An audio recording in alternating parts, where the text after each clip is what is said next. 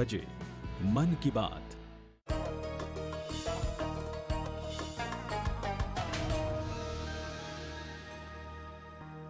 बावादे बुलंद सलवात। अदादारान इमाम मज़लूम DD उर्दू की जानिब से मुनाक़िद पैगाम करबला में मजलिस शाम गरीबा के लिए मैं दावत दे रहा हूँ मोहम्मद हैदर ज़ैदी साहब को कि वो तशरीफ़ लाएँ और बैन से शाम गरीबा की मजलिस का आगाज़ करें। घबराएगी ज़ैनब,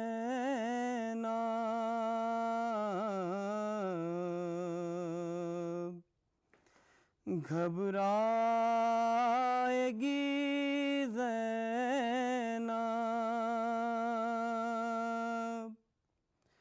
भैया तुम्हें घर जाके कहाँ पाएगी ज़ैनब, घबराएगी ज़ैनब।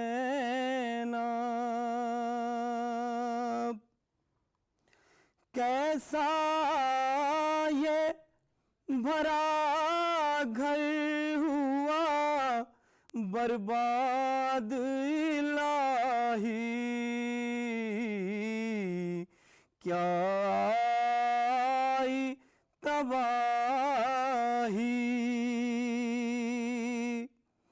कैसा ये भरा घर हुआ बर्बाद इलाही,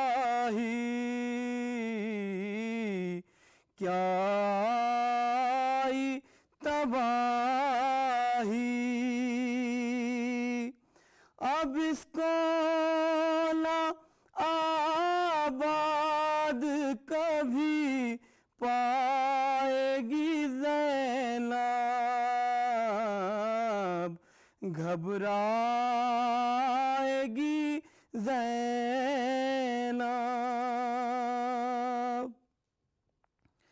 पूछेंगे जो सब लोग के बाजू को हुआ क्या, ये नील है कैसा। पूछेंगे जो सब लोग के बाजू को हुआ क्या, ये नील है कैसा। है किस किस को निशारासी के दिख लाएगी ज़ैनब, घबराएगी ज़ैनब।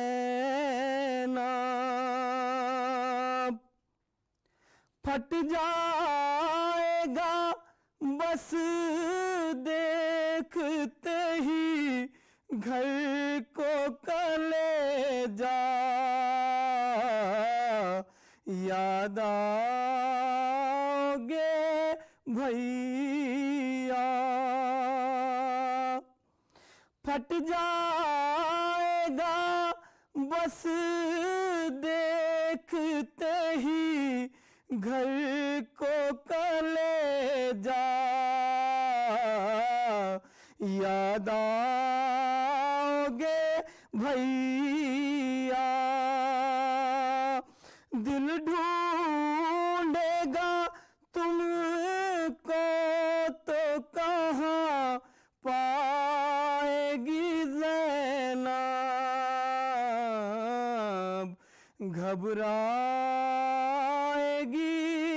ज़ैनब।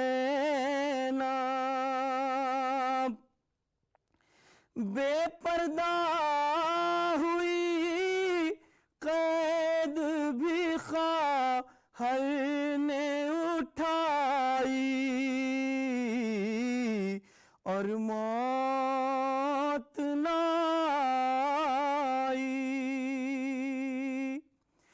بے پردہ ہوئی قید بھی خواہے نے اٹھائی اور موت نہ آئی کیا جانیے کیا کیا بھی دکھ پائے گی زینب گھبرائے گی زینب گھر جا کے کسے دیکھے گی قاسم ہے نا عباس اکبر سے بھی تھی آس گھر جا کے کسے دیکھے گی قاسم ہے نا عباس اکبر سے بھی تھی آس ہائے علی اصغر کو کہاں پائے گی زینب گھبرائے گی زینب گھبرائے گی زینب بھیا تمہیں گھر جا کے کہاں پائے گی زینب گھبرائے گی زینب بین کے بعد اب میں بہت ہی ادب و احترام کے ساتھ دعوت دے رہا ہوں مولانا سید کلب جواد نقوی صاحب کو کہ وہ تشریف لائیں اور شام غریبہ کی مجلس سے خطاب کریں. اعوذ باللہ السمیع العلیم من الشیطان اللعین الرجیم بسم اللہ الرحمن الرحیم الحمدللہ رب العالمین والصلاة والسلام علی سید الانبیاء والمرسلین سیدنا و نبینا و شفیع المذنبین ابی القاسم محمد وأهل بيته الطيبين الطاهرين المعصومين أما بعد فقد قال رسول الله صلى الله عليه وآله وسلم حسين مني وأنا من الحسين أحب الله من أحب حسينا وأبغض الله من أبغض حسينا. حضور سرور کائنات محمد مصطفیٰ صلی اللہ علیہ وسلم کا بہت ہی مشہور اور معروف ارشاد ہے کہ میرا حسین مجھ سے ہے اور میں حسین سے ہوں. اور اس کے بعد رسول اللہ نے دعا مانگی ہے کہ احب اللہ من احب حسینہ، پالنے والے اسے دوست رکھنا جو حسین کو دوست رکھے. وابغض اللہ من ابغض حسینہ، پالنے والے اسے دشمن رکھنا جو حسین کو دشمن رکھے. یہ وہ حدیث شریف ہے جو مسند امام احمد بن حنبل میں بھی ہے، ترمذی شریف میں بھی ہے، اور بہت شیعہ و سنی حضرات کی علماء کی معتبر ترین کتابوں میں یہ حدیث شریف موجود ہے جس میں رسول نے یہ ارشاد فرمایا ہے. بعض لوگ اس حدیث کی اہمیت کو کم کرنے کے لیے کبھی کبھی یہ بات کہہ دیتے ہیں کہ یہ رسول اللہ نے کیونکہ اپنے نواسوں سے بہت محبت کرتے تھے لہذا انہوں نے ایسی بات کہہ دی کہ جس کا کوئی مطلب نہیں نکل رہا ہے، جس کا کوئی مفہوم نہیں نکل رہا ہے، جس کا کوئی مقصد نہیں نکل رہا ہے. کہ جس طرح سے اگر باپ کی گود میں ننھا سا بچہ بیٹھا ہو تو اس کو بہلانے کے لیے بہت سے جملے کہا کرتا ہے. اگر نانا کی گود میں ننھا سا نواسا بیٹھا ہو تو اس کے لیے کتنے جملے وہ نانا استعمال کرتا ہے، اور ہر جملے کا ہم مطلب تھوڑی بتاتے رہتے ہیں کہ اس کا یہ مطلب ہے، اس کا یہ معنی ہے. اسی طرح سے ایک محبت میں ایک جملہ کہہ دیا جس کے کچھ معنی نہیں نکل رہے ہیں، جن کا کوئی مطلب نہیں نکل رہا ہے. پوچھا گیا بھی کیسے آپ یہ بات کہہ رہے ہیں، تو انہوں نے کہا دیکھیے پہلا جز تو صحیح ہے کہ حسین مجھ سے ہے، کیونکہ اگر نانا نہ ہو تو نواسا نہیں ہو سکتا. لیکن اب جو دوسرا جز ہے جس میں رسول اللہ ارشاد فرمانے کہ میں حسین سے ہوں، اس کے تو کوئی معنی نہیں ہے، اس کا تو کوئی مطلب ہی نہیں نکل رہا ہے، اس کا تو کوئی مفہوم ہی نہیں ہے. بھلا ایسا بھی کہیں ہو سکتا ہے کہ نانا نواسے سے ہو، نواسا نانا سے ہوتا ہے، نانا نواسے سے تھوڑی ہوتا ہے۔ تو اس کا مطلب ہے کہ صرف ایک محبت میں ایک جملہ کہہ دیا رسول اللہ نے۔ تو یہ بات کبھی کبھی کہی جاتی ہے، جس کے جواب میں یہ عرض کرنا چاہتا ہوں، اور بہت ہی غور طلب مسئلہ ہے، اور پوری توجہ چاہوں گا کہ دیکھیے وہ پست کردار لوگ ہوتے ہیں، وہ کم ظرف لوگ ہوتے ہیں کہ جن کی زندگی ان کا مقصد ہوتی ہے، یعنی زندہ رہیں، بس کھاتے پیتے رہیں، سانس چلتی رہے، چاہے وہ کتنی ہی ذلت کی زندگی کیوں نہ ہو، چاہے وہ کتنی ہی ایسی زندگی کیوں نہ ہو جو بے عزتی کی ہو، چاہے ضمیر فروشی کر کے زندہ رہیں، چاہے دین کو فروغ کر کے زندہ رہیں، چاہے خاندانی شرافت کا سودا کر کے زندہ رہیں، بس زندہ رہیں، سانس چلتی رہے، کھاتے پیتے رہے۔ یہ کون ہے؟ یہ وہ کم ظرف لوگ ہیں، وہ کم کردار لوگ ہیں کہ جن کی زندگی ان کا مقصد ہوا کرتی ہے کہ بس زندہ رہیں، چاہے کیسی بے عزتی کی زندگی کیوں نہ ہو جائے، کیسی بے مقصد زندگی کیوں نہ ہو۔ یہ کون لوگ ہیں؟ جو کم ظرف ہوتے ہیں، جو بد کردار لوگ ہوتے ہیں۔ لیکن یقین رکھیے کہ جو اعلیٰ ظرف کے لوگ ہوتے ہیں، جو اعلیٰ کردار کے لوگ ہوتے ہیں، ان کا مقصد ان کی زندگی ہوتا ہے، ان کا مقصد ان کی زندگی ہوتا ہے۔ اگر مقصد زندہ ہے تو وہ اپنے کو زندہ سمجھتے ہیں، اور اگر مقصد زندہ نہیں ہے تو وہ اپنے کو پھر زندہ نہیں سمجھتے ہیں۔ اس کا مطلب یہ ہے وہ پست کردار ہوتے ہیں جو زندگی کو اپنا مقصد سمجھتے ہیں، وہ اعلیٰ کردار ہوتے ہیں جو مقصد کو اپنی زندگی سمجھتے ہیں۔ اگر مقصد زندہ ہے تو وہ اپنے کو زندہ سمجھتے ہیں۔ لہٰذا اب سنیے، یہ رسول اللہ صرف محبت کے تقاضوں سے مجبور ہو کر یہ امام حسین کو سند نہیں دے رہے ہیں کہ میں حسین سے ہوں، بلکہ مستقبل کے آئینے میں امام حسین کا کردار دیکھ کر سند دے رہے ہیں کہ میں حسین سے ہوں، کیونکہ یہی امام حسین ہے جو اپنی قربانی کے ذریعے سے رسول اللہ کی تعلیمات کو محفوظ کر دیں گے، اسلام کو زندگی دے دیں گے، رسول اللہ کے مقصد کو بچا لیں گے، تو گویا خود رسول اللہ کو زندگی مل جائے گی، ان کو حیات مل جائے گی۔ لہذا اب رسول اللہ کا یہ دوسرا جز صحیح ہوتا ہے کہ میں حسین سے ہوں، یعنی یہی وہ حسین ہوگا جو کربلا کے میدان میں اپنی قربانیاں دے کر اسلام کو بچا لے گا، دین کو بچا لے گا، میرے مقصد کو بچا لے گا، کوئی مجھے زندگی دے دے گا۔ اسی لیے ہمارے ایک بزرگ نے بڑی خوبصورت بات کہی ہے جو میں کرنا چاہتا ہوں۔ وہ یہ فرماتے ہیں کہ دو جز ہیں، ایک جز یہ ہے کہ حسین مجھ سے ہے، حسین مجھ سے ہے، اور دوسرا جز کیا ہے؟ میں حسین سے ہوں۔ یہ دو جز ہیں حدیث شریف کے۔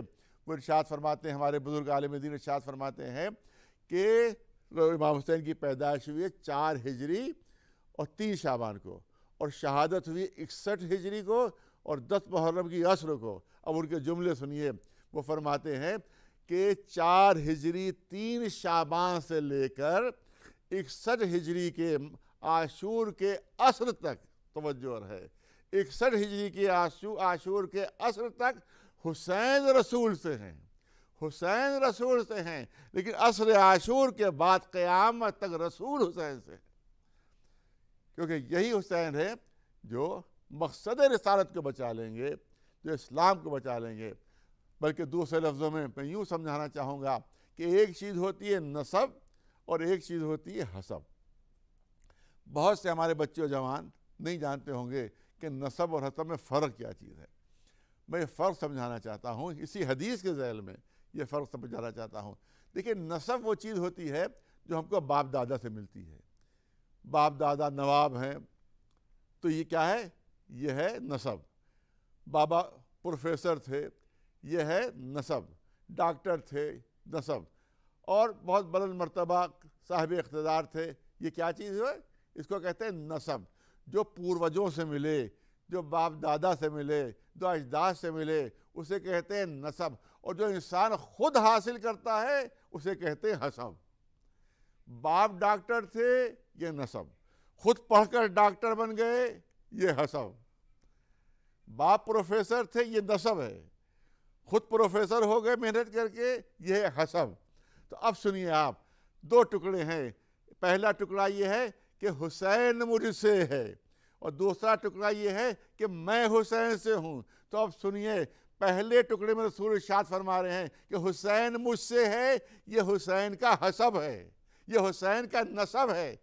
حسین مجھ سے ہے، حسین رسول سے ہے، یہ حسین کا نسب ہے، اور میں حسین سے ہوں، یہ حسین کا حسب ہے، کیونکہ اپنی قربانی کے ذریعے سے اسلام کو بچا رہے ہیں، اور کربلا کے میدان میں اپنا خون بہا کر حسین جو ہے اسلام کو نئی زندگی دے رہے ہیں۔ اور دوسرا جز جو ہے اس حدیث کا وہ ہے رسول اللہ کی دعا۔ اسی پر میں اپنی بات کو مکمل کروں گا۔ دعا ہے احب اللہ من احب حسینہ، پالنے والے اسے دوست رکھنا جو حسین کو دوست رکھے۔ وہ ابغض اللہ من ابغض حسینہ، اے اللہ اسے دشمن رکھنا جو حسین کو دشمن رکھے۔ میں مسلمانوں سے پوچھنا چاہتا ہوں، مجھے یہ بتائیں، کیا اگر رسول اللہ نے کوئی دعا مانگی ہو تو کیا اللہ نے اس دعا کو رد کر دیا ہوگا، قبول نہیں کی ہوگی؟ نہیں، قرآن پڑھ لیجئے، قرآن میں خود اللہ کا ارشاد ہے، اے میرے حبیب مجھ سے دعا مانگیے، اے میرے محبوب مجھ سے دعا مانگیے۔ تو جب اللہ خود تمنا فرما رہا ہے کہ رسول اللہ مجھ سے دعا مانگیں، تو اگر رسول اللہ نے کیا کوئی دعا مانگی ہوگی تو اللہ نے رد کر دی ہوگی؟ ممکن ہی نہیں کہ کسی مسلمان کا یہ عقیدہ ہو۔ تو اب یہ ہے رسول اللہ کی دعا، یہ ہے رسول اللہ کی دعا کہ اللہ اسے دوست رکھنا جو حسین کو دوست رکھے، اسے دشمن رکھنا جو حسین کو دشمن رکھے۔ یا تو یہ کہہ دیجئے کہ رسول اللہ کی دعا اللہ نے قبول نہیں کی، اور اگر یہ نہیں کہہ سکتے تو ماننا پڑے گا دعا قبول ہو گئی۔ جب دعا قبول ہو گئی تو اب نتیجہ یہ نکلا کہ اب جو حسین کا دوست ہے وہ اللہ کا محبوب ہے، جو امام حسین کو دوست رکھتا ہے وہ اللہ کا محبوب ہے۔ دوسرا جز کیا ہے کہ پالنے والے اسے دشمن رکھنا جو حسین کو دشمن رکھے۔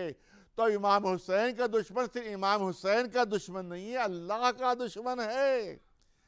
تو اب امام حسین کے کسی دشمن کے لیے لفظ رضی اللہ استعمال نہیں ہو سکتا ہے۔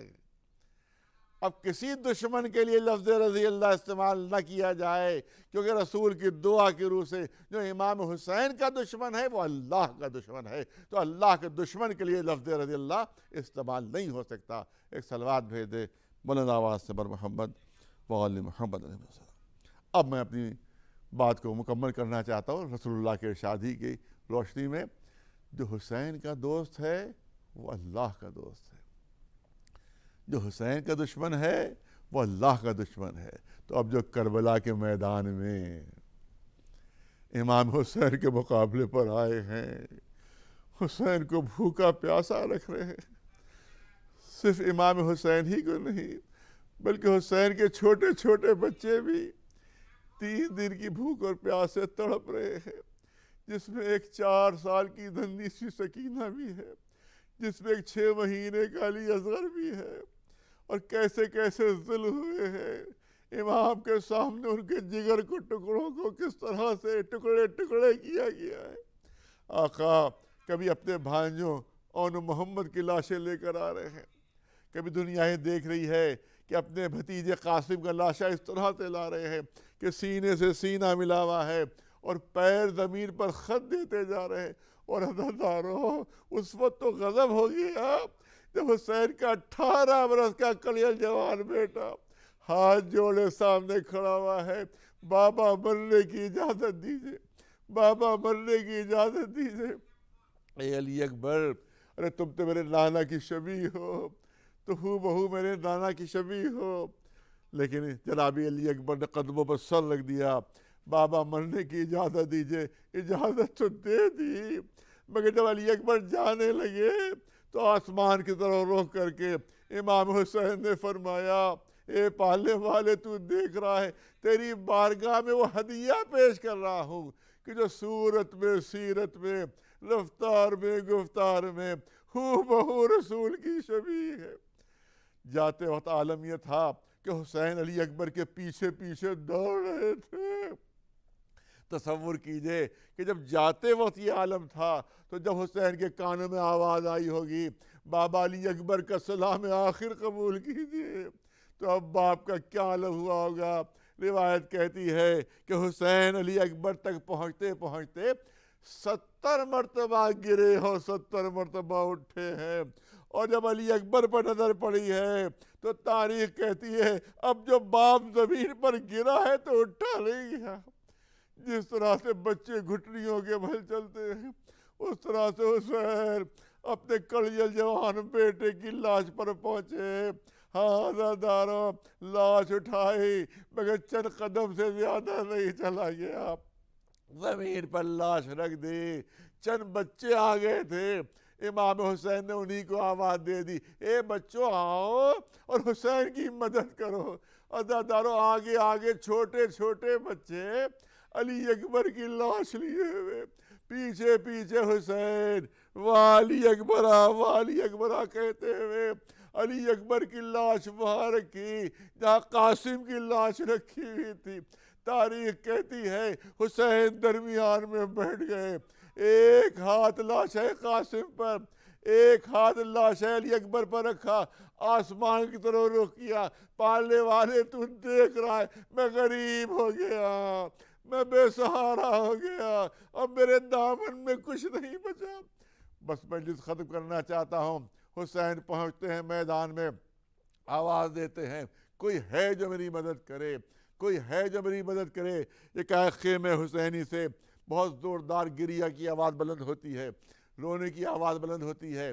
امام حسین پہنچتے ہیں در خیمہ پر۔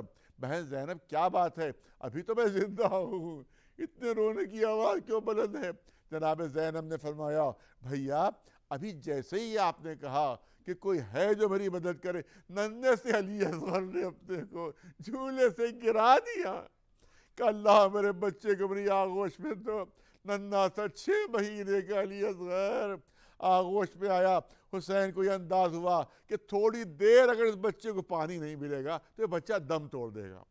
لا لے جاتا ہوں دشمنوں کے سامنے، شاید کسی کو رحم آ جائے۔ عزادارو مجھے اتنا بتا دیجیے، کتنے لوگ یہ مجلس سن رہے ہوں گے، مجھے یہ بتائیے کوئی ننھا سا بچہ کہیں آپ کو پیاسا ملے اور وہ پانی مانگ رہا ہو تو کیا آپ اس بچے سے پوچھیں گے کہ تم ہندو کے بچے ہو، مسلمان کے بچے ہو، سکھ کے بچے ہو، عیسائی کے بچے ہو؟ اگر دل میں انسانیت ہے تو فوراً آپ تڑپ جائیں گے اور بچے کو فوراً پانی پلا دیں گے۔ مگر یہ کربلا میں کیسے ظالم تھے کہ جو جانوروں کو بھی شرمندہ کیے ہوئے تھے۔ حسین پہنچے ایک بلندی پر، اے یزید کے فوجیوں اگر میں تمہاری نگاہ میں گناہ گار ہوں تو اس ننھے سے بچے کی کیا خطا ہے، اس ننھے سے بچے کو تو پانی پلا دو۔ عزادارو آپ جانتے ہیں کیا ہوا؟ ارے سردار لشکر عمر سعد نے حکم دیا کہ بچے کے گلے پر تیر مارا جائے، گلے پر تیر مارا جائے۔ حرملہ نام کا ایک مشہور تیر انداز تھا، اس سے کہا بچے کے گلے پر تیر مارو۔ اس نے 3 نوکوں والا تیر نکالا، 3 بھال کے جو تیر کہلاتا ہے وہ نکالا، بچے کے گلے کا نشانہ لیا۔ لوگ کہتے ہیں کہ علی اصغر کا گلا چھد گیا۔ ارے کیسے مانوں کہ گلا چھدا؟ اگر 1 نوک کا تیر ہوتا تو گلا چھد گیا ہوتا۔ ارے 3 بھال کا تیر تھا، گلا چھدا نہیں تھا۔ امام زمانہ کی فریاد سن لیجئے، امام نے، ہمارے آخری امام نے ہر شہید کربلا پر سلام کیا ہے۔ اے علی اکبر تم پر سلام ہو، اے قاسم تم پر سلام ہو، اے عباس آپ پر سلام ہو۔ لیکن جب جناب علی اصغر پر سلام کیا ہے تو امام زمانہ کے جملے سن لیجئے۔ امام فرماتے ہیں میرا سلام ہو اس ننھے سے بچے پر جو 3 بھال کے تیر سے ذبح ہو گیا تھا۔ اس کا مطلب ہے علی اصغر کے گلے میں تیر نہیں چبھا تھا بلکہ 3 بھال کے تیر سے علی اصغر ذبح ہو گئے تھے۔ ہاں دادارو پھر حسین 3 دن کے بھوکے پیاسے، شبر کا خنجر ہے، حسین کا سوکھا گلا ہے۔ عزادارو آندھیاں چلنے لگی، فرات کا پانی نیزوں اچھلنے لگا، سورج شرما کر مغرب کے دامن پہ جھکا، شام غریبہ نمودار ہو گئی۔ مگر عزادارو ابھی دشمن کے ترکش میں ظلم کے تیر ختم نہیں ہوئے تھے، خیموں میں آگ لگا دی گئی، بیویوں کے سروں سے چادریں چھین لی گئی۔ ارے بیویاں ایک خیمے سے دوسرے خیمے میں سروں سے چادریں چھن رہی ہیں، سارے خیمے جلا دیے گئے۔ آخر میں شام غریبہ نمودار ہوتی ہے، جناب زینب ننھے بچوں کو لیے ہوئے میدان میں بیٹھی ہوئی ہے کہ ایک سوار سامنے سے آتا ہوا نظر آیا۔ جناب زینب آگے بڑھی، ایک سوار بڑی مشکل سے بچے سوئے ہیں، ارے قریب نہ، اگر تجھے لوٹنا ہی ہے تو صبح کو آ کر لوٹ لینا۔ وہ سوار نہیں رک رہا تھا، جناب زینب کو جلال آ گیا، ارے میں علی کی بیٹی کہہ رہی، رک جاؤ، یہ سننا تھا۔ اس سوار نے نقاب الٹی، اے زینب کس کو روک رہی، میں کوئی اور نہیں تمہارا بابا علی ہوں، یہ سننا تھا۔ ارے زینب پلٹی، اے بیویوں کوئی پھٹی ہوئی چادر ہے تو دے دو۔ میں بابا کے سامنے بھی بغیر چادر کے نہیں آئی۔ بیویوں نے فریاد کی، اے شہزادی پھٹی ہوئی چادر بھی موجود نہیں ہے، پلٹی اور علی کے قدموں سے لپٹ گئی۔ اے بابا اس وقت آپ کہاں تھے جب کربلا میں آپ کا بھرا گھر اجڑ رہا تھا؟ اے بابا اس وقت آپ کہاں تھے جب حسین کے سوکھے گلے پر شمر کا کند خنجر چل رہا؟